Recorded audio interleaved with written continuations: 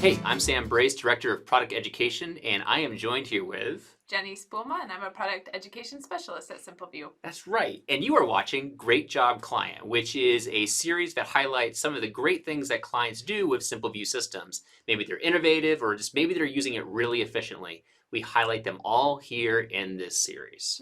Today's topic is we're featuring Visit Phoenix, and we interviewed Chad Hayes and Julia Hill, and they're telling us all about how they've created an awesome content strategy to highlight the listings on their website. So we're here with Chad and Julia from Visit Phoenix, and we're here to talk about how to value content over listings on their website. Hey guys. Hey. So how are you? We're good. How are you? Good. Thanks for having us. Yeah. Thank you for joining us. So will both of you introduce yourselves and give us a little bit of background on your experience as it pertains to your roles at Visit Phoenix? Sure. I'm the Senior Online Marketing Manager. I've been with Visit Phoenix coming up on 5 years this May. In the current position, essentially almost 3 years now. A couple title changes, but essentially the same job for almost 3 years. Most of my time is spent managing the website in all its forms, really, or at least on the CMS side. CRM is more so some other departments, but yeah, the website's been my baby since we launched it with Simpleview back in November 2015. Nice. I also have some social media responsibilities. After a couple years away from Facebook, I'm back doing that now. Julia and I split Instagram duties. I manage our content writers, our blog contributors. That takes up most of my time right there. So That's quite a bit. Yeah. Also, writing our leader emails also. Yeah, so lots of different touch points, lots of communication channels and all that. Julia, what about you? I do a lot of the same stuff, but in different capacities. I'm content manager. I do a little bit of everything right now, a lot of graphic design, some photography, and I do help out with the website. And especially when it launched, I was assisting in getting it up and running, learning all the new little details of how to use it. I do write some blogs on occasion, and I am responsible for some of the social media as well. So the nice thing about this understanding of what you guys do is it really shows that you guys craft a lot of content for Visit Phoenix or are in charge a lot of it. So this is kind of why we're here today, is to talk about the way that you've been developing content and driving people eventually to a listing, but not making it the first thing they see. And that's what we really wanted to make sure that we're talking a lot about here today, because there's a big why around this, especially for people that are in membership or partnership who they think the listing might be the end-all be-all of content for your websites. So let's start off with a little bit of a history lesson here. So this is not the first version of Visit Phoenix website that you guys are managing. There's been other versions. So talk to me about what you guys adopted at certain points. Now, of course, Chad, you've been there for 5 years. Julia, you've also been there for a little bit of time too. Talk to us. How long have you been there? 3. 3, exactly. Okay. So you've been working with each other. And with this sense, like, what did the feature articles, listings look like on prior versions of the website, and what did you really see as the evolution of that? It looked a lot different. The old website. It's only been what, 2.5 years since we launched the new site with Simpleview. The previous site was not responsive. It looked probably dated even for its time. I can't believe even just 2.5 years ago that was the website we had.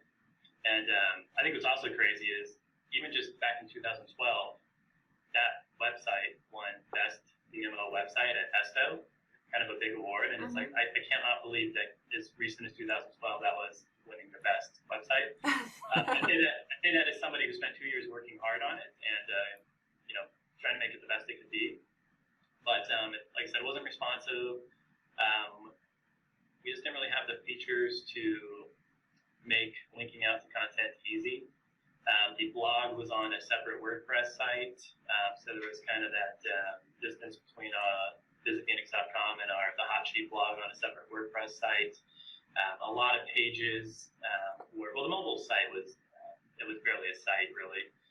The desktop version was it was either no content leading into listings, or where it was long scrolls of text with maybe some hyperlinks in it that led into listings. Images were your standard one hero.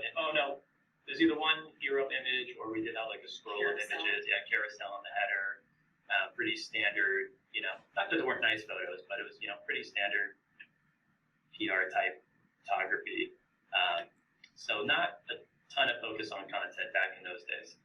So I guess the obvious question is what changed, or how did you exactly what changed begin to evolve your content into what it is now?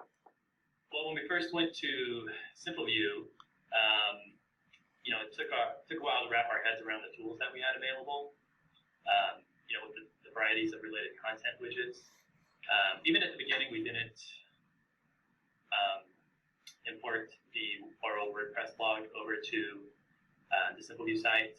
That came about maybe a year and a half ago or so. So that was a big deal for us too. But once we got our heads wrapped around how easy it was to use the different containers and the different widgets to link out to content, things really started to change.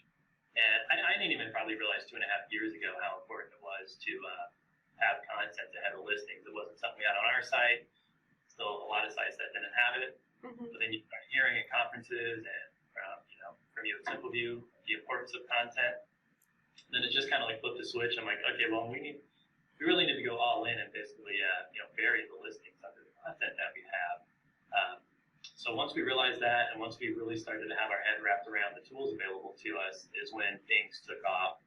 I'd say probably the past 18 months is when we've really evolved the site.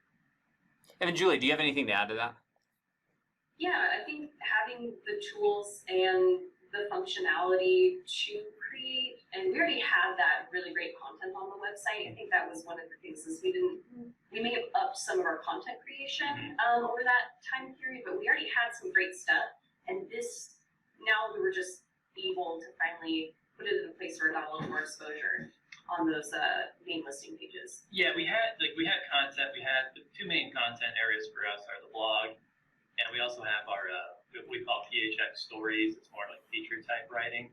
So we had them, and definitely the content creation is really, the volume of it's up in the past year and a half.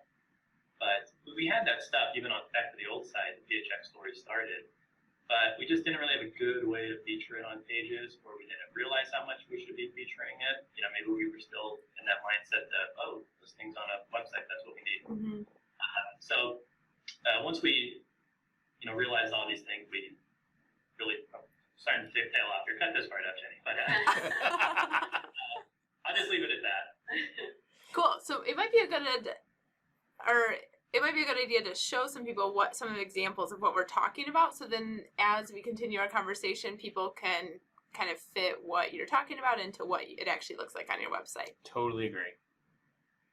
Yeah, sure. We'll walk through a few pages here. You see everything? Yeah. So this is our things to do landing page. We lead with our UGC content. So there used to be just one hero image up here. So now we're able to pull in, we've got, basically essentially limitless options for what photos we can use here thanks to Instagram and UGC. You can see at first it leads into our top 10 things to do. Again, another UGC gallery. This is seasonal content. These are all links out to pieces of content. We have our popular trip ideas. And then we have more content, our PHX stories we touch on. And then if you do want to link up to other subcategories, you can do that via here. And then we have our communities map. So this page doesn't actually have listings at the bottom, but we can go through this page as an example. Yeah, sure. So same example here with utilizing UGC as kind of a visual focus, and that definitely increases engagement. So just having maybe one big photo at the top. As you get into this, it's kind of a great landing page in a way to kind of encourage people to click out to something that is interesting to them. So this is one of our content series that we have with a local magazine.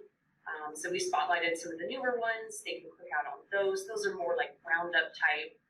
And then we have a link to a brewery's blog. These are our PHX stories that are related to food that are appropriate for the restaurants page. And again, something that if someone sees something they're interested in this lineup of content, it's really easy to just grab it and go. And then we start into getting out into the categories and then the listings at the bottom. This is really cool. I agree. And I think what's nice about this is that there's lots of different ways for you to get to the listing even before you get to that bottom, because you would find it in some of those articles that you're referencing, Julia. Yes, I mean, you've got at least a dozen content links before you ever hit listings here. And then more than likely, in a lot of those cases, that UGC also probably links to some of those restaurants and attractions as well.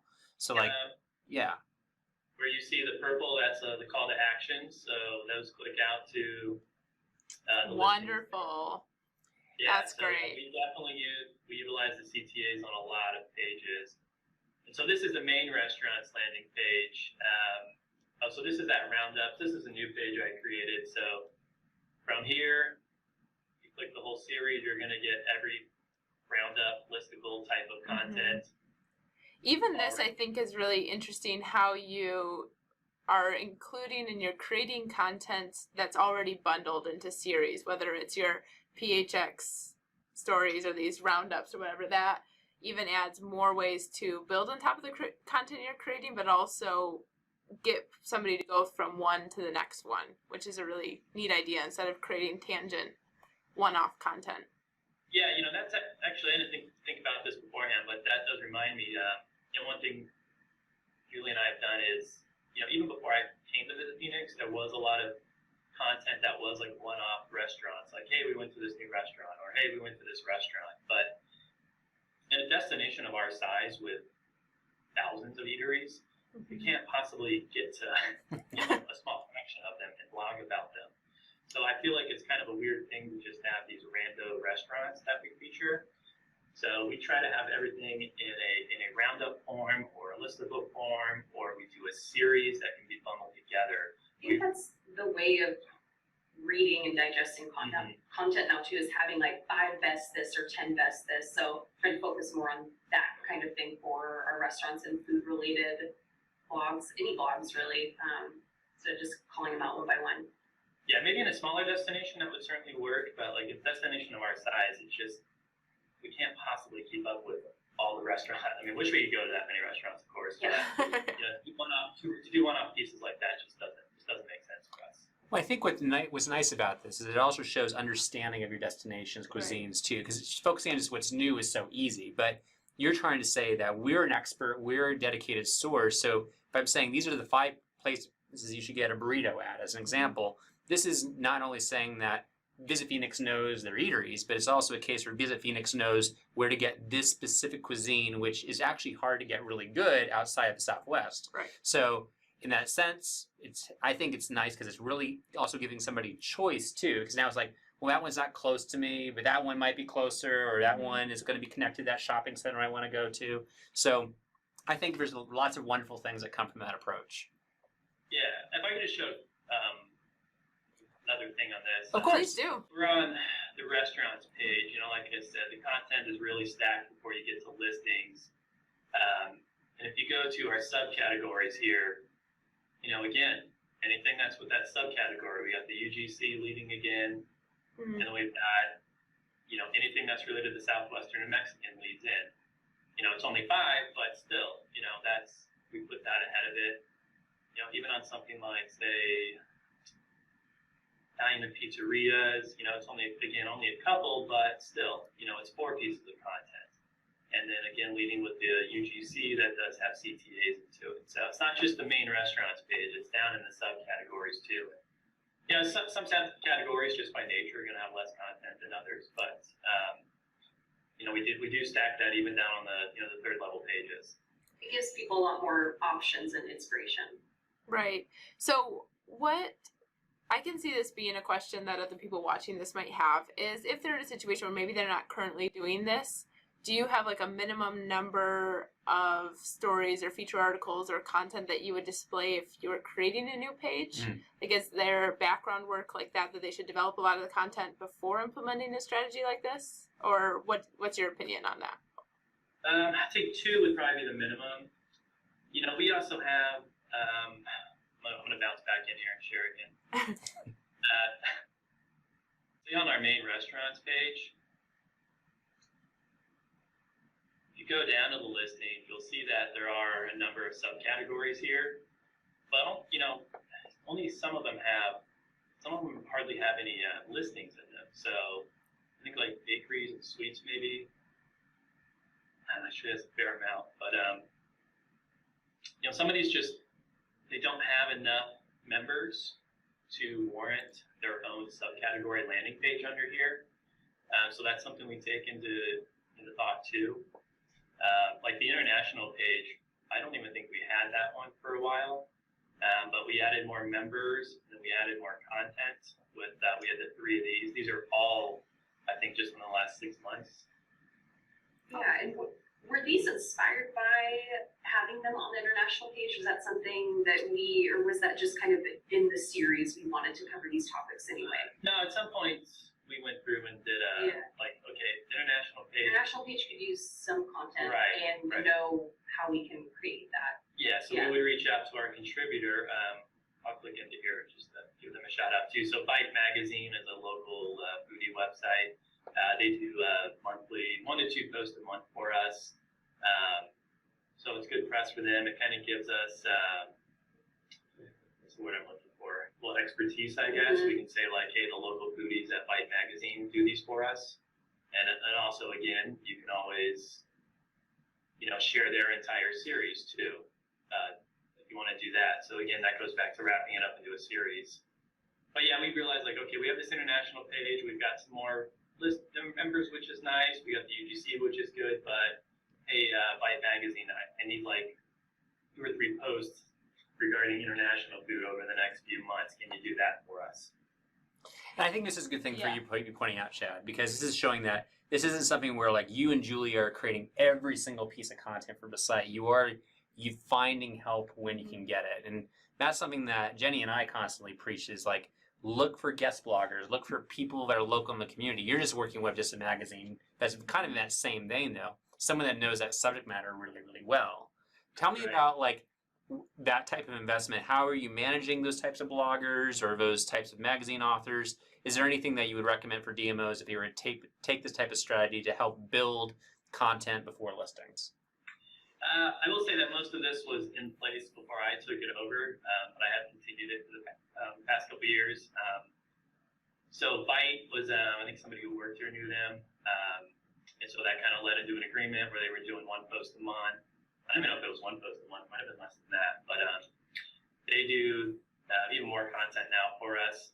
So they do the food stuff, and then I'll just jump to it now. We do have these, what we call PHX Stories, is more of our featured writing. Yeah. And these, we have probably 5 or 6 writers on a regular basis who do this for us, and this is more like, almost like magazine type stuff where they pitch us stories.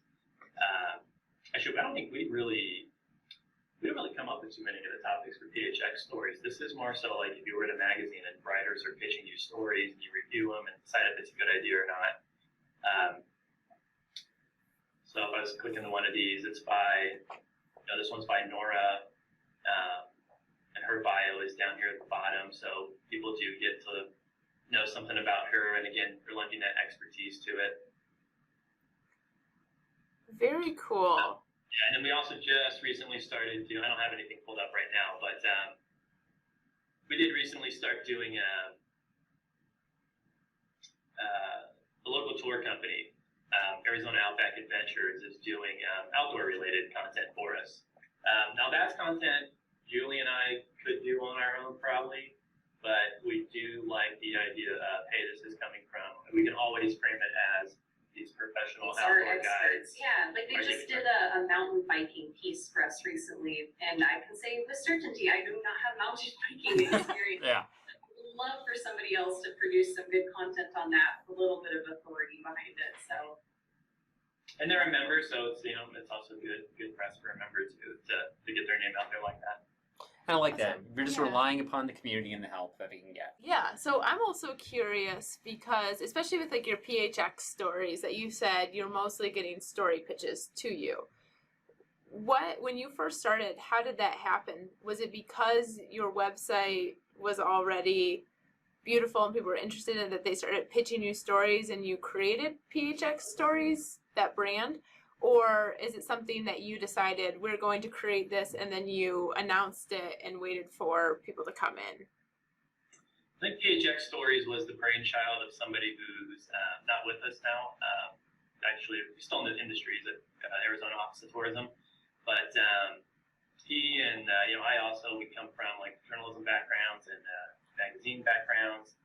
And we wanted something that was more than just, well, that guy in particular, he's kind of anti, listicles and stuff. He understands like you need them and they're good content, but it's like, we need some good, meaty, like feature writing on our website that's, that tells stories of locals or places that have a really good story. It's not just going to be top 10 pizza places. It's going to be maybe one pizza place and let me tell you about the story of why. Here's quotes from the chef, and here's what makes it a unique Phoenix experience over somewhere else. Right. So we do keep those, you will sometimes find them wrapped up together on the same page as blog posts, but we kind of keep them separate. Like we consider the blog to be, like I said before, like listicles and roundups, and then the PHX Stories is more like you're reading a magazine. So in terms of like the listicles, the roundups, all those things that you just mentioned, Chad, talk to me about this time that it takes. So if you and Julie are saying, okay, we got to create a listicle, we got to take a roundup, what does that really look like in terms of the amount of capital that you guys have to put towards it? Because what I can see happening is a lot of DMOs saying, okay, I want to do this, but I don't have the time or the resources to do it. Tell me about this and try to convince a DMO that they have the time to do it too. Interesting, yeah. Yeah, I mean, honestly, it's not too bad for me at all. Again, the handling of all our writers was handed off to me probably at least a year or so ago. Well, the Byte magazine, I've had that for more than a year. PHX Stories, I really took over about a year ago. We had a good system in place. PHX Stories, again, it's almost like a magazine. Anybody who has magazine experience, you're doing those, 5, 6, 7 months in advance. You're scheduling them out, hopefully getting them within a couple months in advance. And just staying on top of the writers, you do have to set reminders to check in, like, hey, just want to make sure, we're 3 weeks out from this, you're still looking good to get that to me on time. Sometimes they appreciate the reminder. With our Byte magazine, they're so professional about it. I mean, those pretty much always come in on time, and we can do a pretty short window on those. And the in-house blogs, the ones that we would create ourselves, that is that top 10 or top 5 that don't assign or get assigned from Byte. Those, I think if you put in a decent amount of research, but it doesn't have to be you're going to every single place and, giving this extremely objective review about it. Just having a little bit of experience with researching can come in handy for those, kind of feeling out resources from other places online. And I have help from my interns sometimes on those as well. So, interns are handy too. Yeah. And I think that's important to be pointing out as well. Like, this is a case where if your listings are good and you have essentially additional help, it's very easy to recraft a lot of these stories together. Right, and that actually ties back to what you guys, when you were explaining your job roles at the beginning of our interview, like you manage the website, but you also do everything with social media and email newsletters and all that. Once you already have that content created on your website as the main hub, it's really easy then to, well, it still takes work, but it's a lot easier than to repurpose it for all those other platforms, which again then just drive people back, which is really cool. Sure. And I think that is a recent acknowledgement of how we can utilize that content. I think a lot of times before with PHX Stories and blogs, and correct me if I'm wrong, that was material that then got packaged and sent out on social media, and that was where all the traffic came from and just where we would share it. And now it's shared on the website multiple places, where I think before it wasn't as much. It just lived in one place, but now we're including it. Yeah, I was going to touch on, that's a good point. I was going to touch on that more when we get to the final question. So we can touch on that more when we get to that. So one thing to note here, so we've talked a lot about the story crafting and all of this. So now I just got to ask, what do you really see as the value of your listings on Visit Phoenix? It's a good question. You can cut out this long pause, I think. I think they serve people do like to see information. If they're already on the site, they maybe have been inspired by the content and now they're digging deeper into the details the listings come in.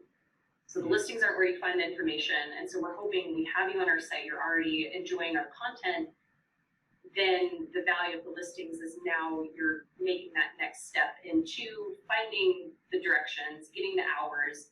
We have some Yelp reviews integrated, so you can check that there. So coming to our website through content and then clicking through to those, I think would be where they're valuable. Yeah, I just kind of presume that once somebody gets to a listing, they're gonna, if they want to bounce off and head to that business's website, then great. That's if they're a member and we led somebody to their website, then we've done our job. That's the goal, yeah. Yeah, but we're certainly not inspiring with a listing. I think it's just more of it's the end of the road, I guess, in a sense.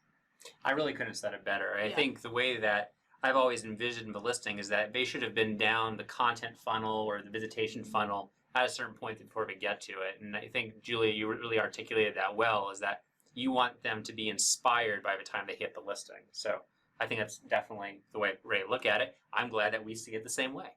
Yeah.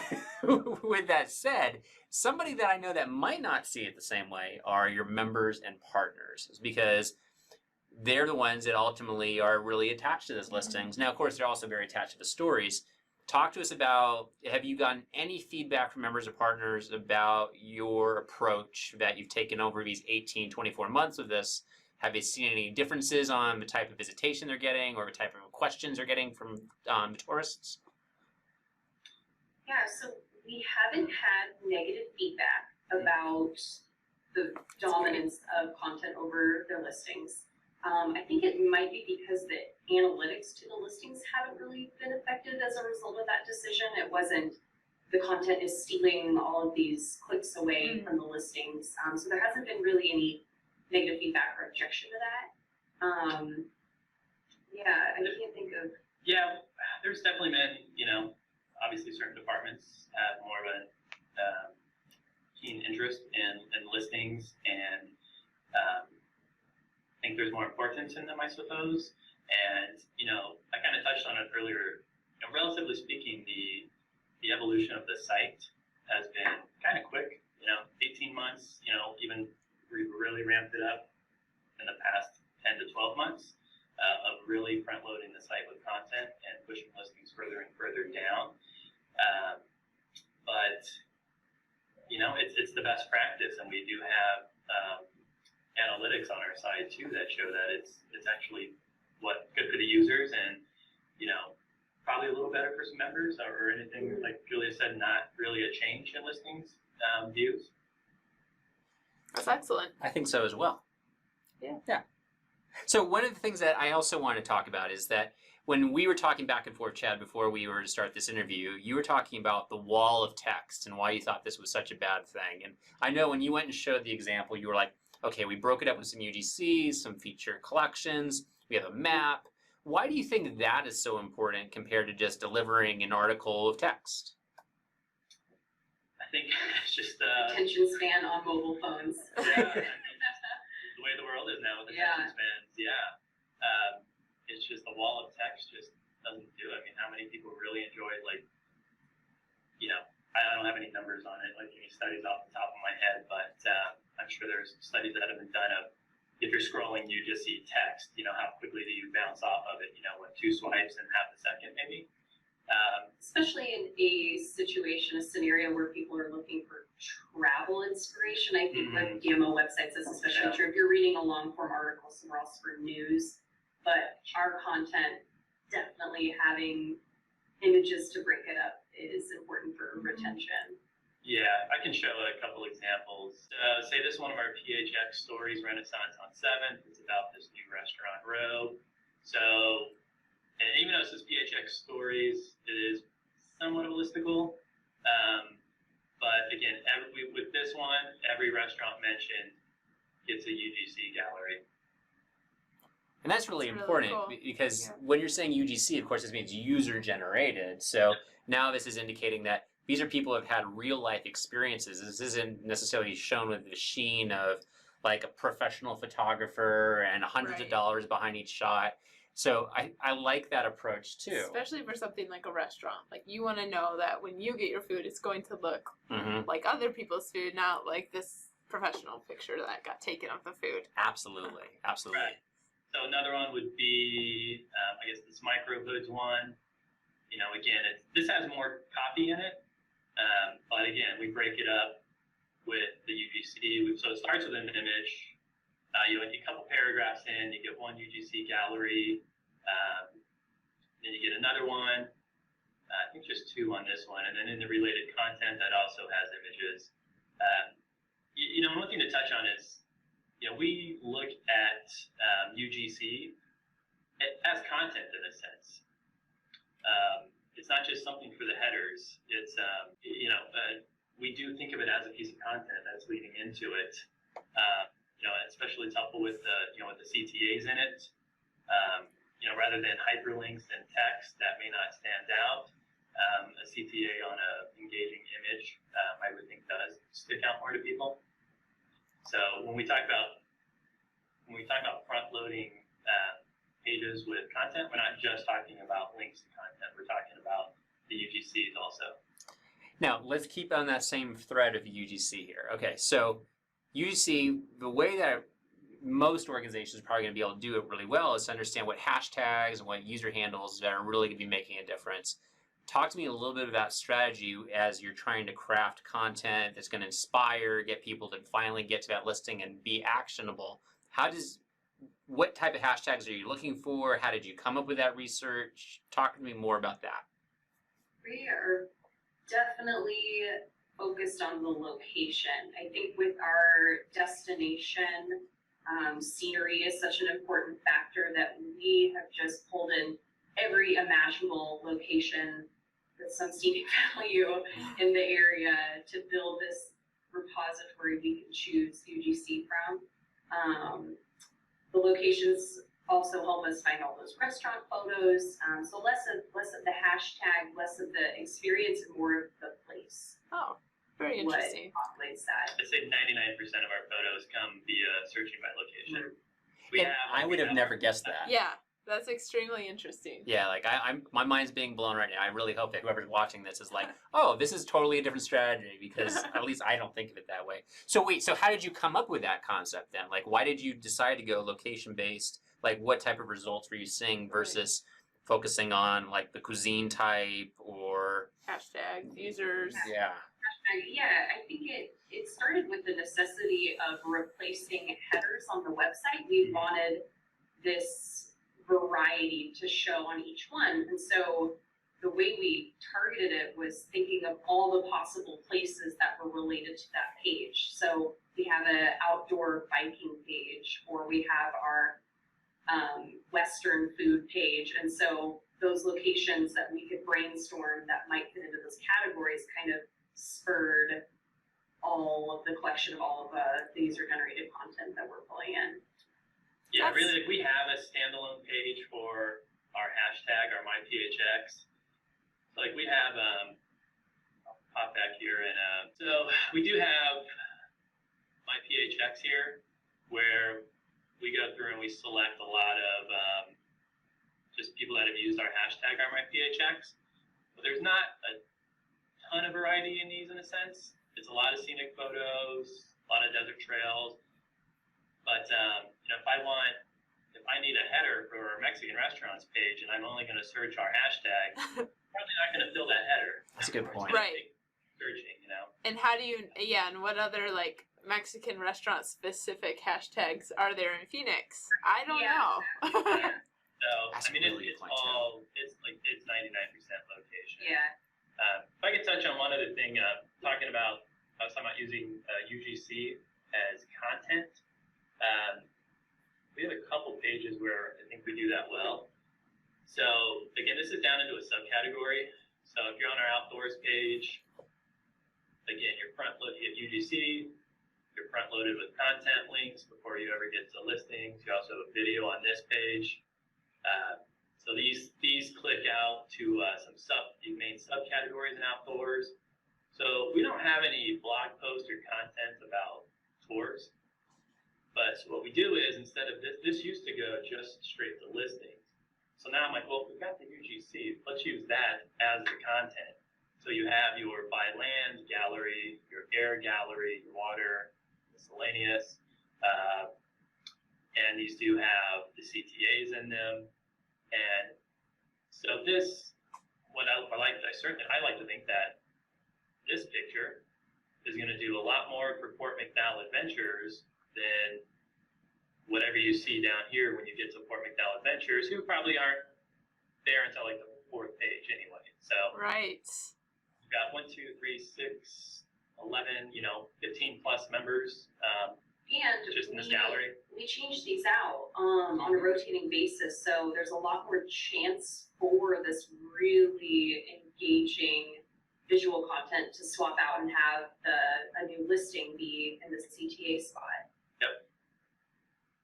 I think this is wonderful. And I think Yeah, one I of the do. things that we've also talked a lot about when we talk about listings in general is that you want to show the most quality listings first. Like, it shouldn't just be based on alphabetical order. And what you're doing is not allowing that listing sort to dictate that. You're driving good pictures and good inspirational content up there. So that way you don't have to deal with the A to Z situation that Right. sometimes people face by leading the listings first. So I like that a lot. One other example here is try to keep a long story short. So Old Town Scottsdale is this neighborhood in a neighboring city, Scottsdale. And we had a non-member listing, which was very bare bones. We are membership based, but we do have some non-member listings. They're more bare bones than a member. For whatever reason, our non-member listing, which was very light on content, is the top Google ranking result. Oh, wow. In Scottsdale.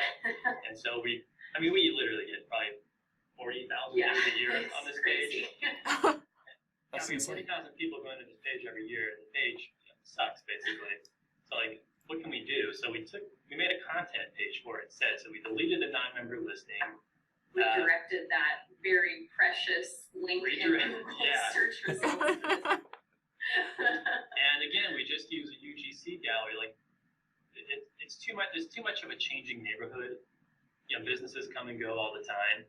So we didn't want to load it up with copy. We didn't really want to do anything too detailed. And when it comes to say somebody might say, hey, why don't you have listings on this page? Don't people want to see listings? Well, a great example is this picture right here. So Old Town Tortilla Factory is a member, and I was looking at analytics the other day. They were averaging for, as long as we've had them as a member, 1, 2, maybe 3 listings a day. So since we added this Old Town Scottsdale page, with this engaging photo of a patio cocktail, put the CTA on it, they've had, I think, 600 listing views in the past few months. They're up at 150 listing views just last week because of this one engaging image on this one popular page after getting 1 to 3 a week.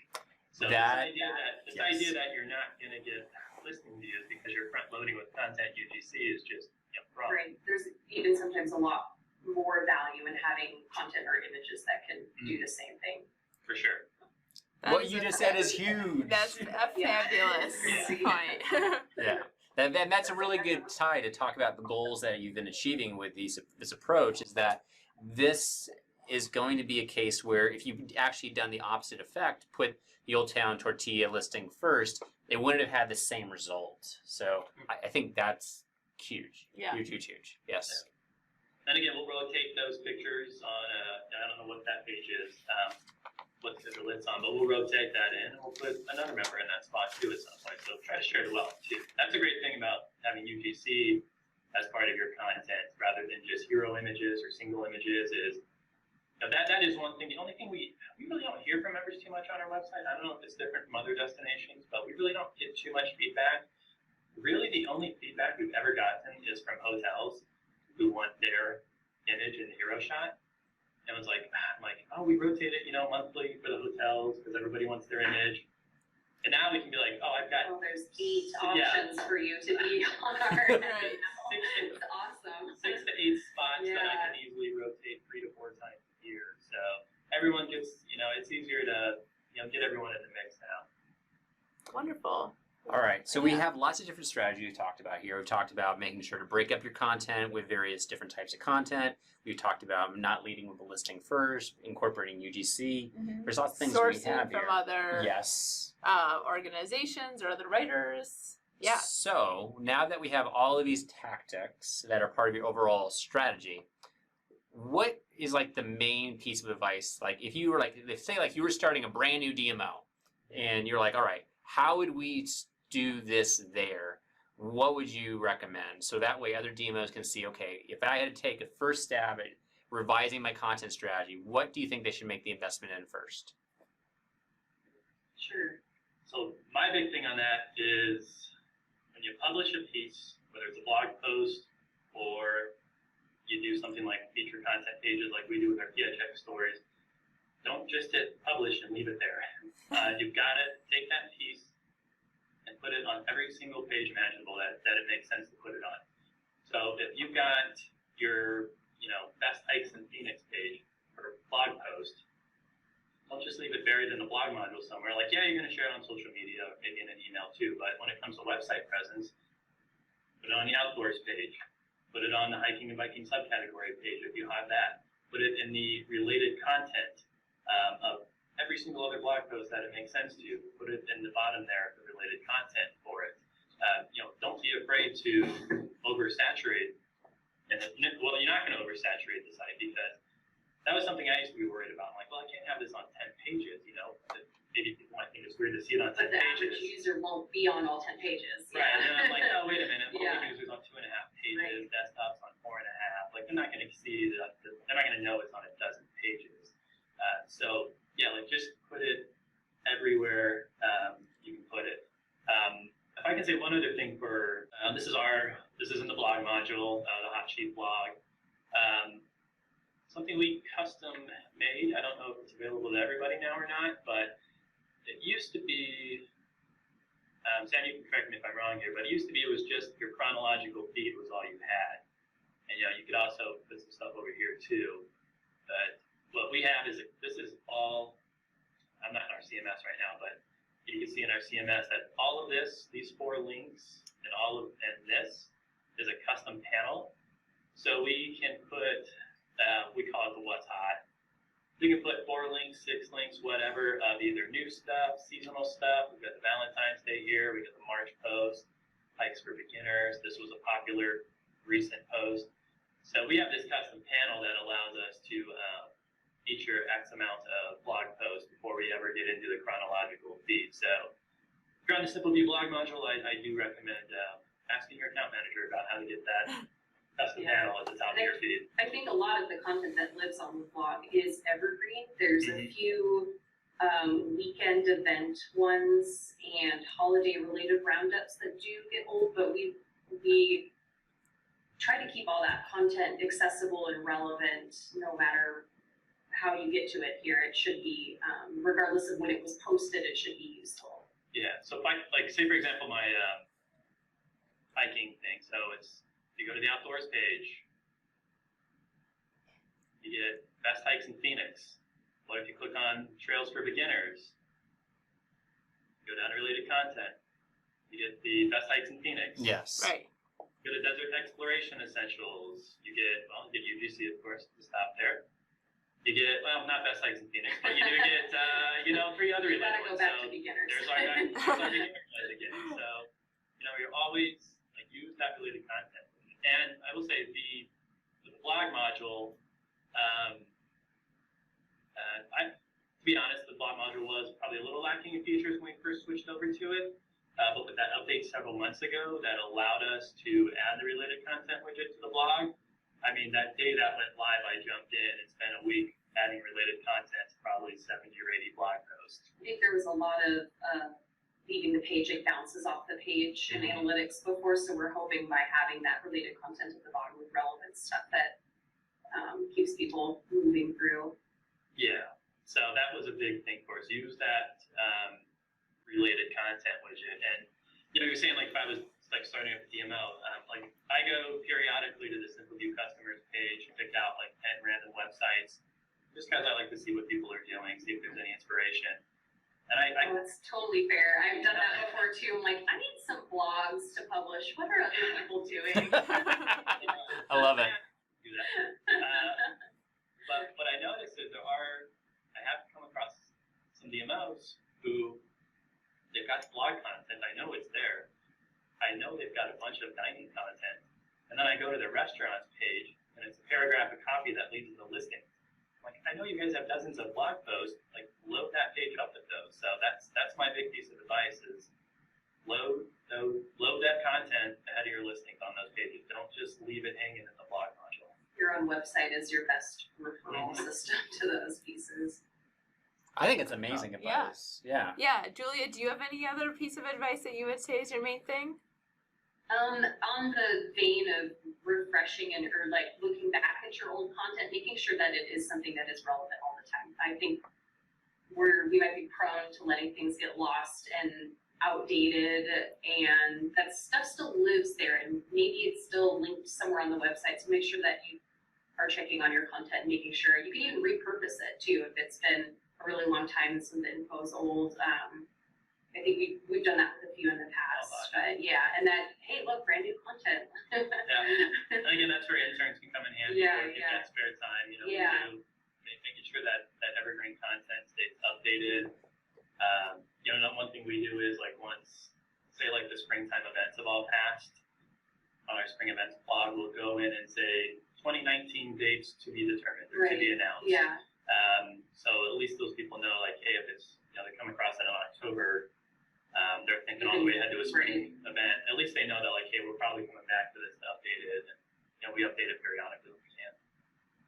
Perfect. I think this is amazing advice. So to wrap it all up, so one thing that we typically always ask is, so Chad, Julia, let's say that a DMO is so inspired by what you had talked about today, they want to talk to you directly. Are you okay getting emails from anybody in their space? Absolutely. Definitely. Excellent. So. Thank you so much for joining us for episode 3 of Great Job Client. And if you're doing great things in your destination for your destination marketing organization, let us know. Our email addresses are right there on the screen and we'd love to hear from you. Yes, and if anything stood out to you in this episode and you want to reach out to Chad or Julia and ask more questions about what they told us about, their emails are here as well for you to contact them. And share this because our clients are doing great things and they would probably love for you to be telling others about all the great work they're doing. Thank you.